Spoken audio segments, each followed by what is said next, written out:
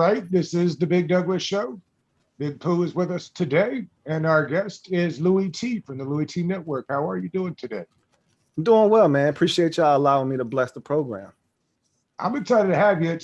It's interesting. Been doing this podcast coming up for about a year, and I got to meet most of the podcasters. The YouTube, Pooh, I don't know if you realize, the YouTube is a whole different ball game. It's like going to another country and visiting. There's all kind of folks over there doing great work that I didn't even know exist. And Louie is certainly one of those. I'm curious how you got started, and you have not branched off into the podcasting. I'm curious why you decided just to stay with YouTube. So I actually do have a podcast. There you go. Yeah, I do. Podcasting was actually one of the first things I started doing. But that was off on the side. It wasn't anything really official, just me jumping behind a mic and talking. But I watched my parents work jobs, especially my mom more so. My dad was like, look, I do whatever I got to do to support my family. But my mom, she worked a job she couldn't stand for 26 years. And I watched her, pretty much get up every day, complain and not want to go to work. And I said, I don't want to be that person. So really, what is it that I can do that I enjoy doing every day and not hate having to do it every single day? And the one thing I could think of was talk about sports. So I had all these ideas. I never really acted on anything. And then there was this conference at Hampton University where ESPN was going around, and they were essentially talking to prospective anchors and people looking to get into the business and kind of giving us tips and things of that nature. And that was really the spark that pushed me to say, all right, you've been sitting on all these ideas for years. What you waiting on, man? Get started. So I kept making excuses. I don't have a great microphone, or I don't have a camera, this, that, and the third. And then finally I just like, man, look, jump behind the damn camera. I don't give a shit if the microphone is garbage. If it's trash, jump behind that and just start talking. And I've been doing it for about 8 years now. 8 years nice. Now. Yeah. Incredible. Nice. So you out of Virginia, you went to Hampton, you said? So no, I went to ODU. I'm from the 7 cities. So I'm from Norfolk, and I went to ODU, and then I was living in Hampton, and they had a conference, and I heard about it. So I went to the conference that was at Hampton University. Gotcha. Amazing. All right. Well, I sent you guys an email, a text, or whatever it is these days. Mm-hmm. So we'll go through the division, okay? And it's kind of who do you have more confidence? Who would you rather have? Let's start with the quarterback. Actually, let's do this real quick. Let's do this. No, the name came out. No Warriors. Big surprise? No surprise? No surprise. Yeah. You know what? I thought for a while there that Warriors was the leader in the clubhouse.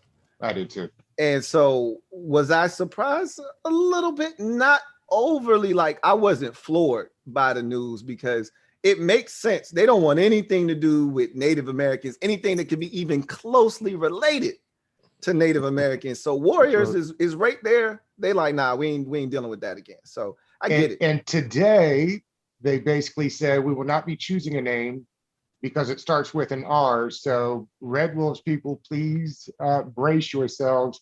I could definitely see next week they're doing the same thing, right? Just start axing off names until eventually we get to what I've been saying, I think, is the Washington football team all along. So I've been telling people on my show, I was like, look, they doing that parental advisory shit right now, right? Which is, hey, we're warning you in advance. So when we come with some bullshit, y'all already know we tried to warn y'all. We've been telling you for the whole season. Exactly. So they giving us these warnings. They dropping breadcrumbs like, hey, we trying to prepare y'all for some shit y'all ain't ready for. So all these Red Wolves fans out there that wanted the team to be Red Wolves or Red something, I told them, I said, I don't think the name's going to be Red anything. I don't even think they want red in the name. Again, based off of what happened with Redskins, I don't think they want anything with red. R isn't a necessity, as they've said. I think it's going to have something to do with the city, might even have something to do with the military. I was one of those people that thought, hey, they trying to brace us for a Washington football team or Washington football club. But the fact that they haven't been able to get all of the trademarks with that in the court system because the dude pretty much went out there and beat him to the punch. They got half of them. Yeah. So for the football team. The other thing I think is interesting, and Pooh, I think it was when Travis Thomas was on with us. He mentioned, don't forget, they're busting hump and they got the numbers maybe to get statehood. So it might be important to go ahead and just switch to DC whatever, because I think a lot of people that are in like that circle feel like Washington won't be a part of DC if and when they become a state. So that may be what they're trying to do too. Is I think maybe a DCFC, DCFT.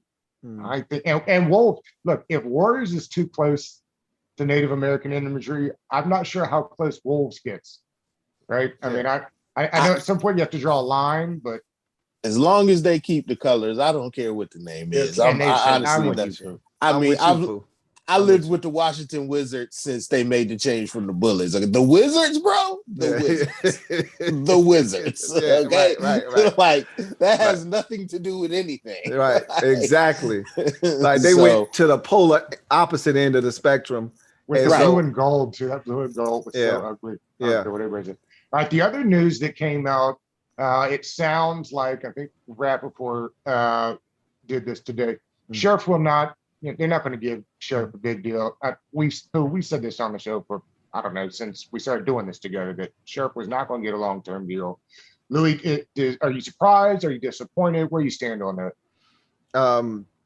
This is what I expected all along. I've been talking about this since he got the franchise tag the first time. Like, that's right. One, don't franchise him again. Don't franchise tag him again, and they did.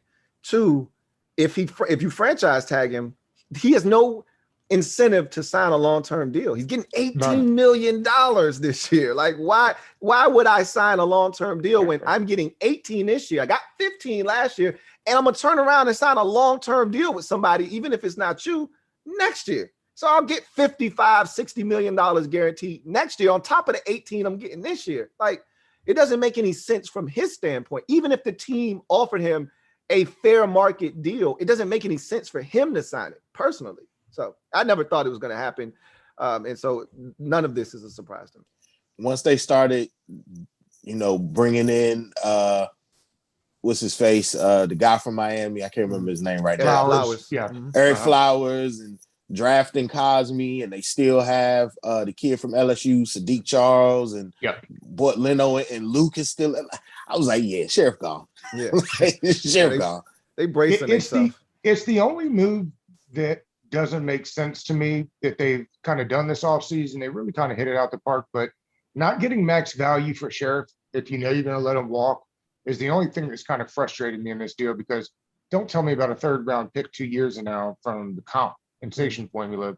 Give me picks now. So I kind of feel like, but maybe they just wanted a full year of a really good guard next to, probably a rookie right tackle. Probably. I think the biggest probably spot of contention was Scherff has hit the injury bug the last few seasons. For as good as he was, he has been getting hurt. And I think they probably wanted something along, that dealt with those lines versus Scherff and his people like, nah, we just want the money. You know what I mean? Like, all pro, we want the bread. Right. We trying to get straight to the bag. We ain't trying to hear none of that stuff you talking about. My man made all pro this year. The first time you had an all pro since the 90s. We need the bag. Exactly. With Matt Turk, I need the bag. And if you ain't talking about that, then none of that stuff you talking about making any sense. So at the end of the day, they had no, like I said, incentive to sign.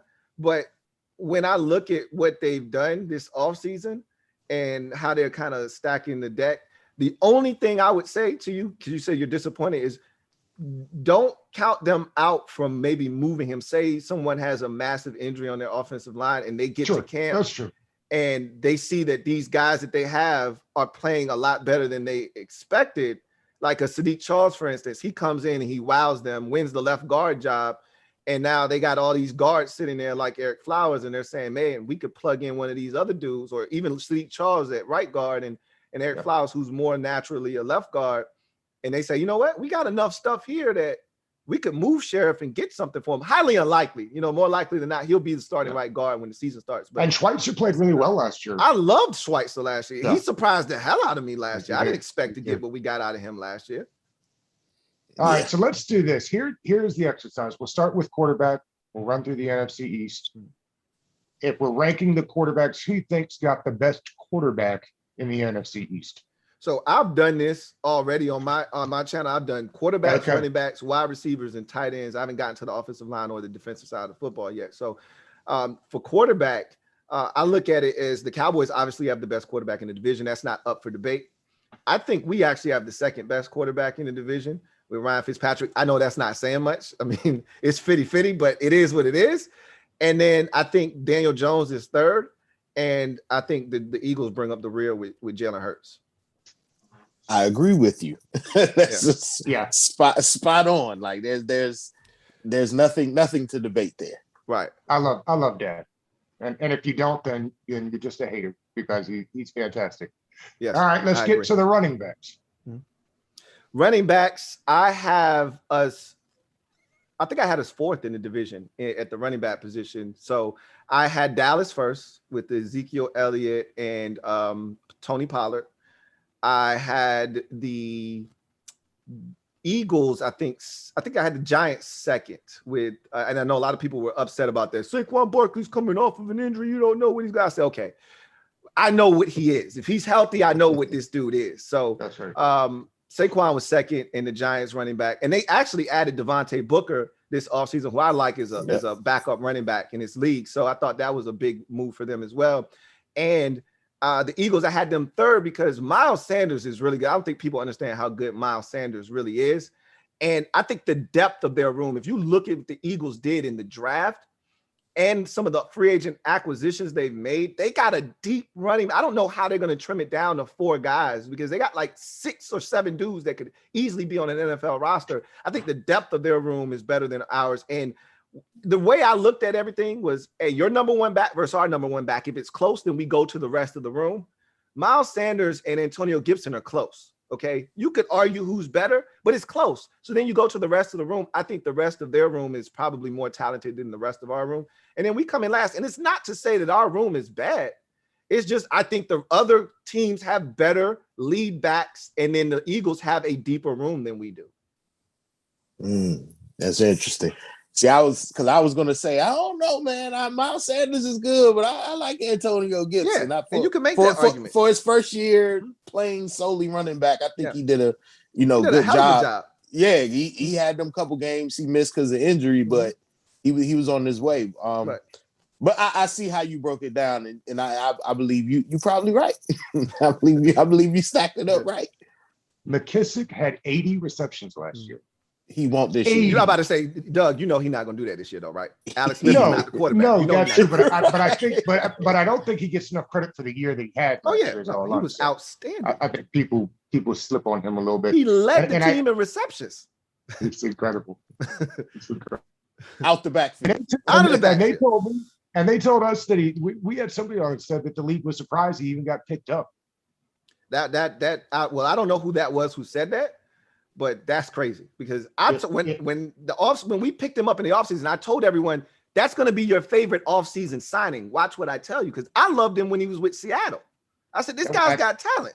I did too. I think it was Evan Silver that told us that. He was shocked that he got picked up. I don't know why he was shocked. Well, he's shocked one way or another now for sure. Exactly. I tend to agree. I think if Barkley is healthy, then I'd put him at the top of the heap.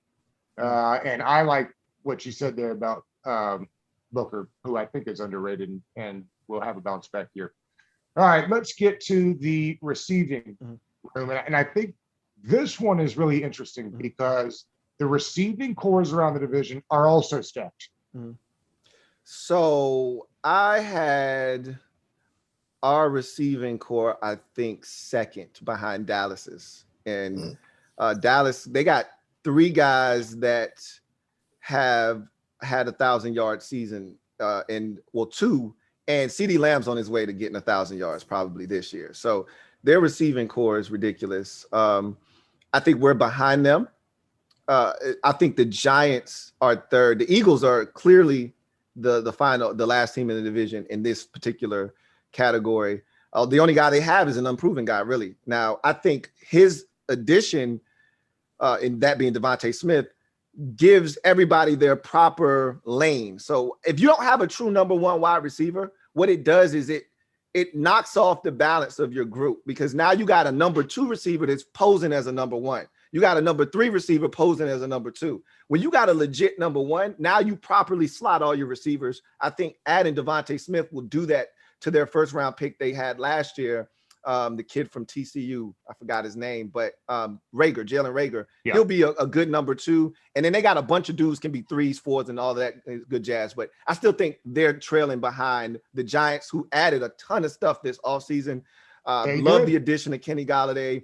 I've always liked Sterling Shepard. He just can't stay healthy. But I think Darius Slayton is one of those people that nobody really gives a lot of credit to with the Giants. He's really, really good. Yeah. And he was posing as a number one. That's one of them dudes I'm talking about. Right. Posing as a one, but he's really a dynamic two in this league. So now you add Kenny Golladay. Slayton now slots into that two spot where he's supposed to be. You had Sterling Shepard posing as a two. He's really a three. So now everybody falls into place, and they added Kadarius Toney. They can be dangerous. So the reason I have us ahead of them, and it was tough, I went back and forth, is because you go Terry and you go Golladay.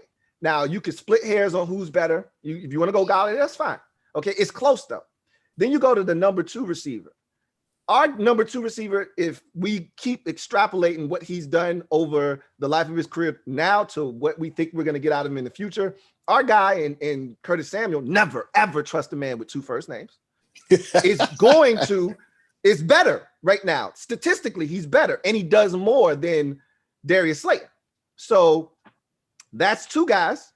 Then you go to our third receiver. They're very comparable. Adam Humphries, really good slot receiver. A lot of people down on him because of what happened in Tennessee. He wasn't healthy, this, that, and the third. But their numbers, Sterling Shepard, Adam Humphrey numbers, very similar, with Humphries getting the edge in that department. And remember, he's playing with Fitz, a guy he has some really good rapport with. Don't forget about that. So you go to the first three, I think we have a slight edge. And then once you get to the back end of that Giants receiving room, I think we have guys that have proven it, like Sims.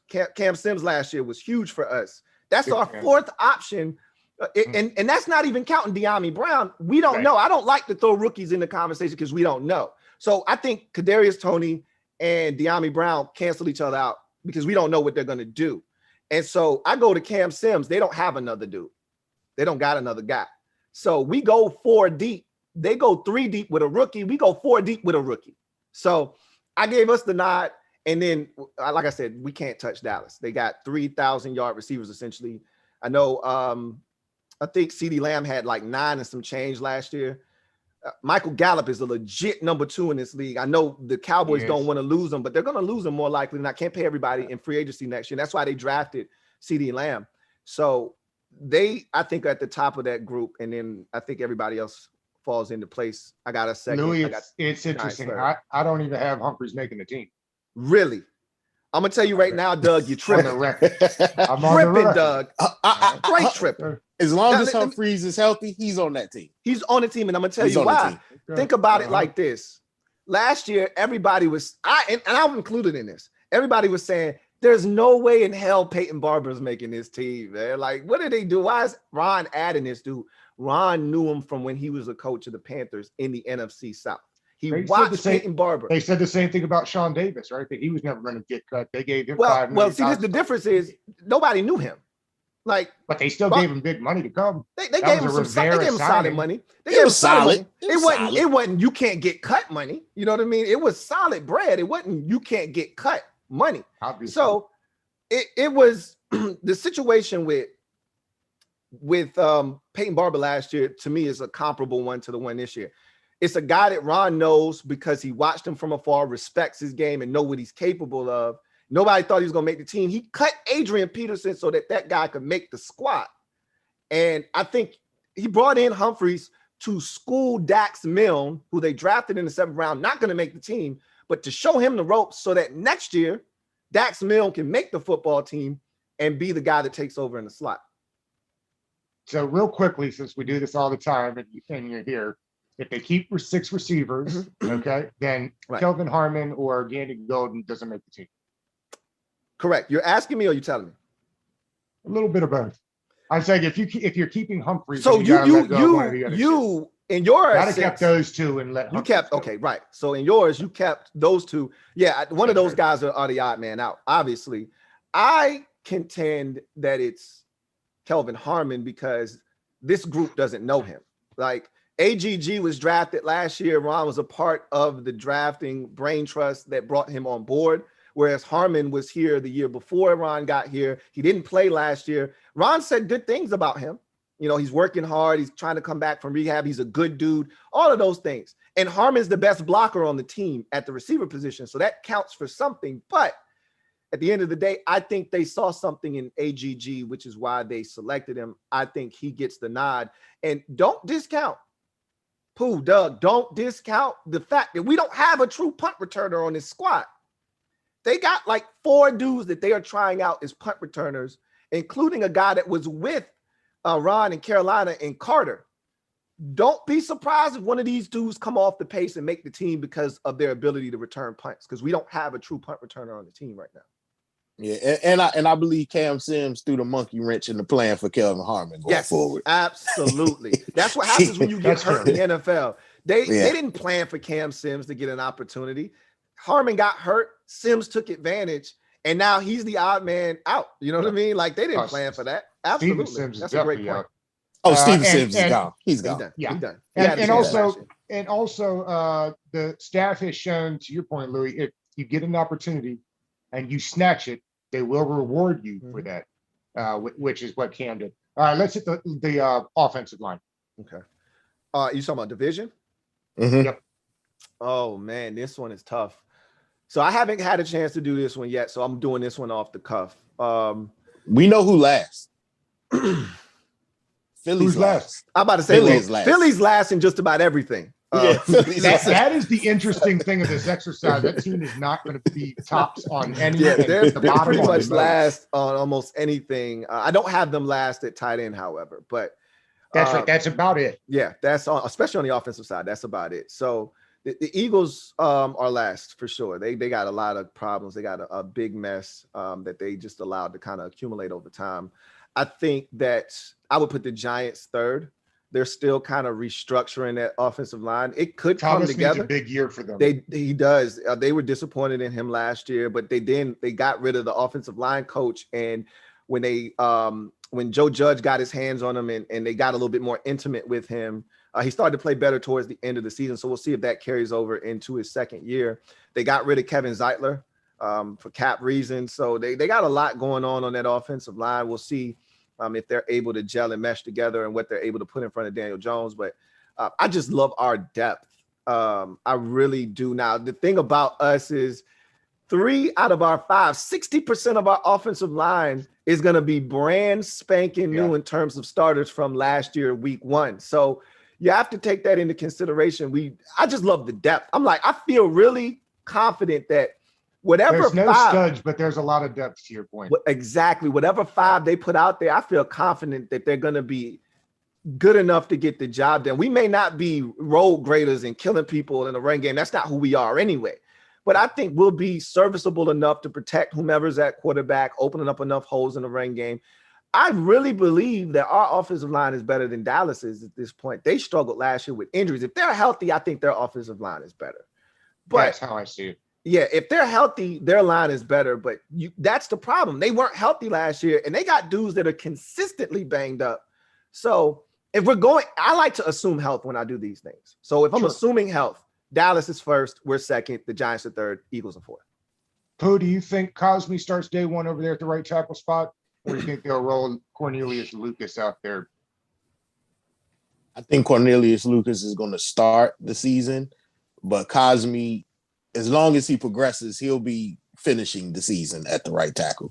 But Lucas is going to start. Completely agree.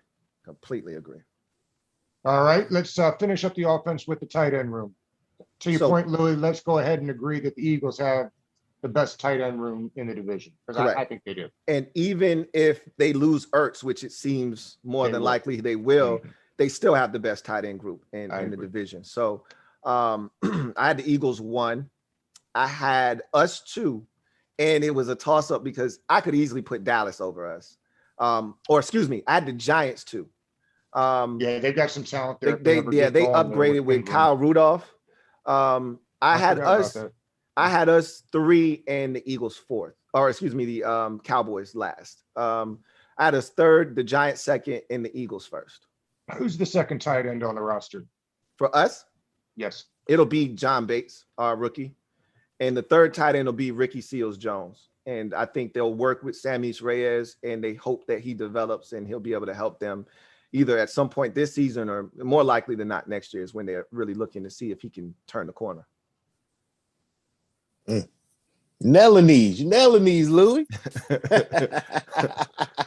You nailing it. I think Doug froze up over there. Hey, this is what I do, man. Like, I obsess over this stuff because, like I said, this is my passion. This is what I do, man. This team has been something that I've followed since I was a kid. So I take a lot of this stuff seriously, like not too serious. Like I laugh at a lot of this stuff because people be getting real mad, be getting upset. But I laugh at a lot of this stuff, man. It's funny, but you know what you know. You know what you see, you know what you know, and you can see what's happening before it happens. Exactly. All right, let's switch. I froze there for a second. Let's switch. Go ahead to the defense. I think the defensive line, probably doesn't need a whole lot of discussion there. Yeah. I guess that the Giants have the second best. Correct. And then the Eagles at 3rd. Mm-hmm. And then you can make an argument. I'm gonna have to study it. You can make an argument for the Eagles being 2nd. They've got a Fletcher Cox. I love Fletcher Cox. Fletcher Cox and Leonard Williams. I think Leonard Williams is the better pass rusher of the two. But if you're just going pound for pound, I think they kind of canceled each other out. They're damn good, both of them. So then you go to edge rushers. The Giants really don't have any. Whereas at least the Eagles have some guys, Derek Barnett and what's my man's name? Curry, right? No. Brandon Graham. Brandon Graham. Yeah. So they got guys. You know what I mean? Whereas the Giants don't have anything. They don't have He's nothing. a rookie, but you watch for that Azeez Ojulari out of Georgia. That's the guy they're hoping. So I'm an ODU guy. So I was hoping O'Shane Eximities was going to come in there and make some noise, even though obviously he plays for the Giants, but I was rooting for him because he went to my alma mater. He hasn't made a dent in that roster to this point as a 3rd round pick. All right. Next, we get to the linebackers. The linebackers is interesting. From our perspective. They drafted a 1st round linebacker, but other than that, for 2 guys running the defense that were linebackers, we don't have a whole lot there. And it doesn't seem like they're all that concerned about having a bunch of traditional linebackers. Right. And the conclusion that I've drawn is that, you're in your base about 30 to 35% of the time. So in their mind, we're going to have 2 backers on the field most of the time. They got their 2 guys. If they're healthy, it's Jamin Davis, it's Cole Holcomb. They feel good about that. So I think they're not so much as concerned about, who starts this, that, and the third as my biggest concern is depth. So what happens if Cole Holcomb goes down, or what happens if Jamin, God forbid, something happens to one of these guys? We got to go back to John Bostic again. We got to do that again. Like that's when shit gets scary for me. Like, well, you gonna go call on the glob of mayo you just slapped on our plate and Jared Mayo from the Panthers, guy they drafted in like the 5th round out of Texas State. Like that's when shit gets dicey. Like, what are we doing here? Like, I like what I saw out of Khaleke Hudson last year, but are we ready to start Khaleke Hudson in the event? They like Khaleke Hudson a whole lot. So a whole lot. We'll see what happens. The depth is what I'm concerned. I'm not really worried about the front line guys as much as I am the depth of the linebacking core. They praying that D line keep them clean. That's right. That's exactly what they are banking on is the D line keeping those boys clean and allowing them to play on the other side of the line of scrimmage. And then let's wrap it with the secondary, which I also think is kind of intriguing. Mm-hmm.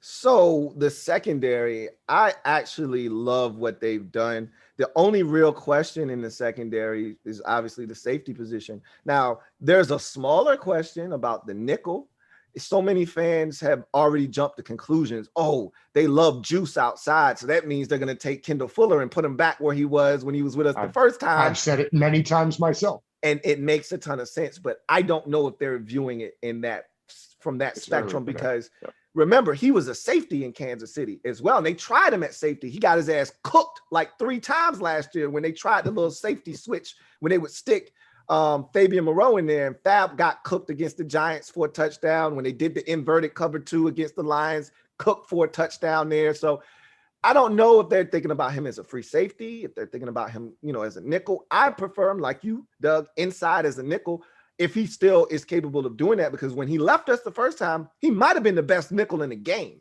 He came back and he was a boundary corner that could play safety. So I don't know if he's that dude anymore or not, but if he can get back to that, if Juice is what they think, and I wasn't the highest on Juice. All right. I guess you could say my glass of juice was half full instead of half empty instead of half full, but we'll see what he does. The bottom line is I believe in William Jackson. If Juice is what they think he is, and we can get Fuller inside, because I'm not a Jimmy Moreland fan. I think Jimmy is supposed to be outside, but they've already told Jimmy, you too small to play outside with the big boys. You got to come inside. And I don't think Jimmy's comfortable inside. So I think the safety is the only position that I'm really concerned about. And honestly, I'm not that concerned about safety. Other than I'm not either. The only thing is, can we stay healthy? Like, I love Shays. I think I love Shays more than most people. I love DeShazer Everett. So did they. I couldn't believe when they started him at free safety last year. I was stunned. Because he's been on the roster for so damn long and he hasn't getting any run. It's going to be Bob. Is it Bob? It's going to be McCain at free. Right. Cam and Landon Collins and Landon Collins will be on the field. Yeah. They're going to take, if Juice can play outside, they're going to do like you was suggesting, Louie. I think they're going to slide Fuller inside if Juice can handle, outside, handle the boundary for him. And I think that in the perfect world, that's how they'll have him set up. Yeah. You don't want Kendall Fuller back there playing no free safety. I don't either. You don't want him doing that. I don't think his eyes aren't for that anymore. They don't want that. They don't set that way. So I'm more interested in what they do with Landon Collins. That's what because you gotta have Cam Curl on the field.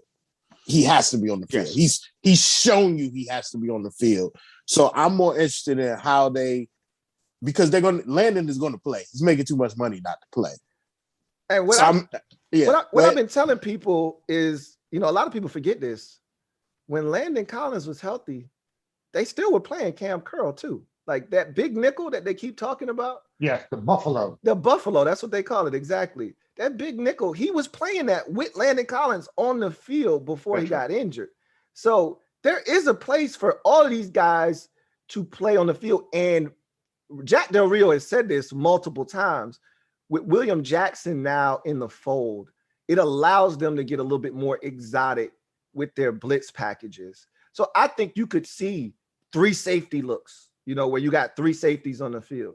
You can see the Buffalo package. You're going to see that quite a bit because they're very comfortable with Cam Curl up around the line of scrimmage, which I think that's where he's best. So I think you're going to see them on the field at the same time. A lot of people have been making these speculations like it's either or. Like one is on the field, the other one can't be on the field. No, they can be on the field at the same time. Are they going to be on the field at the same time all the time? No. But I think there are going to be more snaps where they're on the field together than there are snaps where they're not. Absolutely, because Cam Curl does all of the things that Landon doesn't do well. He can cover a tight end. He can, he can get back a little faster. Mm-hmm. Plus, we have to remember Landon is coming off a Achilles injury. Right. That's so the big thing. I don't know if he's going to be ready to run out there on week 1 anyway. Like a lot of people don't understand that first year when you come back from Achilles, you're usually not the same dude right away. It's that second year after the Achilles where you usually get back that full strength and the speed and the things you had prior to the injury. So this is probably his last year in Washington, honestly. I believe it is. So, it's a lot of, I think the money makes a lot more sense afterwards to go and get rid of him. The other interesting one for me will be McCain. If Juice can't play outside and they keep Fuller out there, Will McCain then go into the slot, and then Reeves would play free safety? Yeah, Reeves or Shays. Who knows? I'm a huge free safety Reeves. He loves Jeremy Reeves. He loves Reeves. Hey, and I pounded Curl before anybody had him last year. Too. Hey, look, watch Reeves. I tell you what, Jeremy Reeves was one of the most pleasant surprises of last season. When he came in, I was like, man, the safety position about to go to hell in a handbasket now. Shays went down in that Steelers game, and Reeves, I think he was like the second play he was in, he almost had a damn pick. Yeah. I was like, hey, Jeremy, you really about that life back then? That's how you feel? And from that point on, he just gained more and more confidence. He played well against the Cowboys. He played well in the Steelers game when he came in. He played well against the 49ers.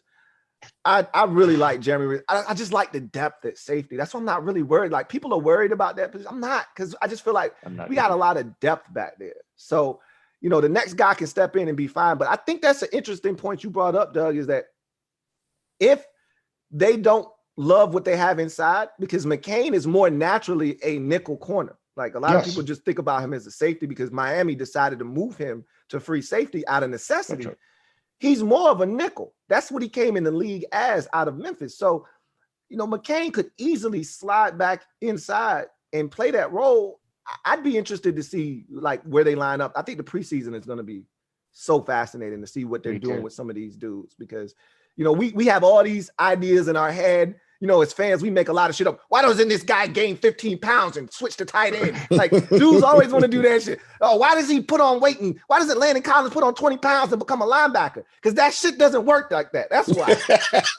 So I want to see what they decide to do with some of these dudes. Man. It's going to be really fascinating, the preseason is. So look, we wrap up kind of this way. What in your mind makes for a good season this year? Growth. Obviously I would like to go back to the postseason. I was talking about this on my show. Like, look, and we ain't had back-to-back playoff years since Gibbs 1.0. Like, you know how hard it is to fix your lips to say some craziness like that? That's damn near 30 years ago. We ain't been in the playoffs since 91, 92 and back-to-back years. This is crazy. It's got to stop. So I don't care if we get in the back door on a wild card or we win the division. I would like to get in, but honestly, I just don't want to regress. So even if you tell me we're 9-8, we missed the postseason, I can stomach that, especially if the 9-8 is us finishing the season hot, and playing high at a high level as we finished up the season and we just missed out on the postseason. I could live with that. What I don't want to see is us go 7-10.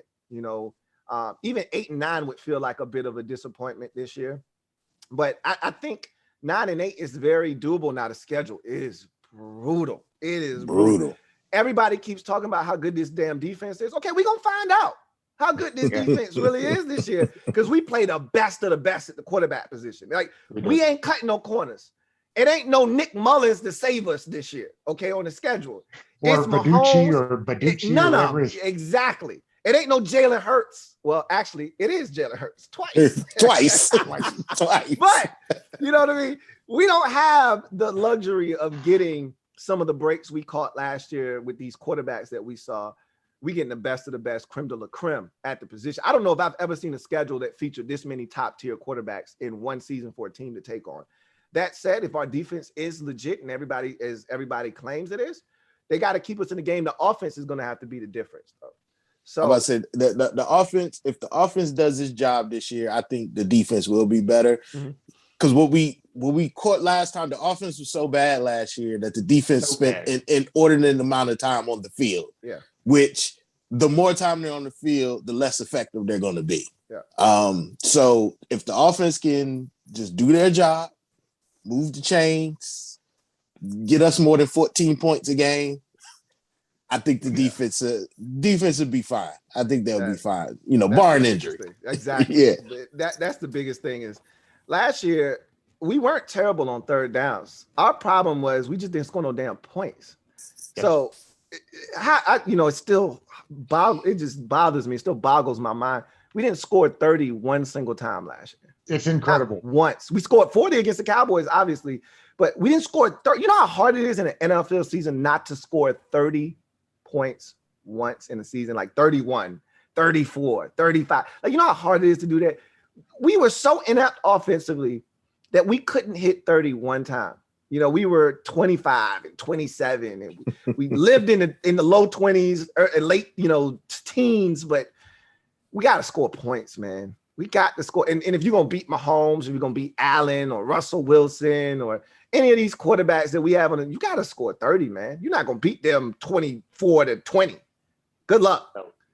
So I think 9-8 in a playoff berth, anything north of 9-8 to me anything north of 8-9 is a successful season for me.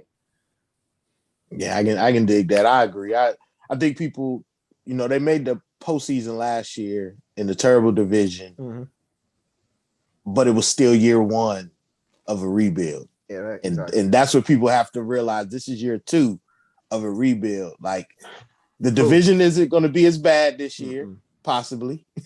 Pooh, this is the thing. They don't give a shit. Fans don't care nothing about that. They forgot we went 7-9 last year. You would have thought we went 9-7 last year. Yeah, now it's 7-9. That was year one around. They skipping steps. They yelling Super Bowl. Whose favorite line is, "This is year two of a rebuild"? Love saying that. Because he has to keep reminding people because they skipping steps. They think this year 4, hey, we need to win now. Like, no. Ron told us when he first got here, in the military, it takes 3 to 4 years to change a culture. He said that over and over again on purpose to remind people, hey, don't jump down my back when the first 2 years are a bit of a struggle, because I'm coming in here and I'm trying to change things.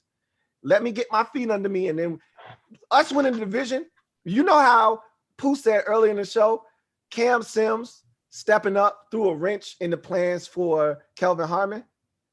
The division being as bad as it was, it threw a wrench in Ron's way of trying to ease us into this. That's right. Yeah. Now the expectations are through the roof. If we go 7-10 this year, or it's 8-9, oh my God, you would thought that Ron is the worst coach in the world.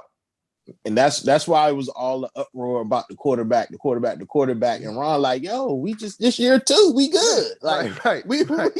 We don't need the guy yet. Like, we just need a guy. Like, so it's going to be interesting when the preseason. Lou, you're absolutely right. I'm so excited for the preseason for the first time in a long time. Because you have all these pieces, and we're all wondering. We have ideas of how they fit, but how do they see them fitting? Right. And so it's going to be with training camp starts at the end of this month, right? Correct. Yeah. So I'm ready. I'm ready for the. I told the fan base, I said, this is the most excited I've been for a season since 2016. Some people had to go all the way back to 2012 with Robert Griffin III's first season. I was naturally excited after 2015 because I thought we found a quarterback. Yep. And we had everybody coming back. Jordan Reed was coming off a career year. You had Pierre, you had D-Jax. Everybody was coming back. The whole game was back. So I figured they can't stop us on offense. The defense has to get better. It got worse. And we had a ton of injuries. But I was excited in 2016. I wasn't excited for 2013 because Robert was coming off that. I wasn't all in for week 1. Like, sit your ass down and get healthy. I wasn't all in for week 1. So this is the first time in 5 years. You know how crazy that is as a fan? To say this is the first time in 5 years I'm really excited for the upcoming season. It's crazy. But that's real. That's life as a Washington football team. You ain't never lie. You ain't never lie. Man. You ain't never lie, man. That's our life. Yeah. Since Joe Gibbs 1.0. Yeah. Turn the reins over to Richie Pettibone. Oh, yeah. It's been a struggle since then, man. Yes, and I had hopes for Richie too, man. When Rippon got hurt, that was it. He was dead on arrival at that point. Yeah, it was like if hopes were wins, we'd have been good a long time ago. All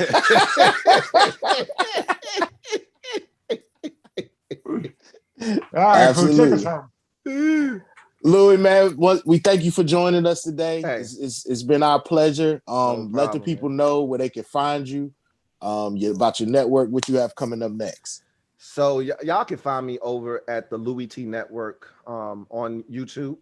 You can find me. So Louie is LOUIE TEE Network, and you can find me on Twitter at Louie T Network. You can find me on IG Louie T Network _. I got a ton of content coming out as always. Live shows are on Thursday night, 8:30 p. Eastern time zone.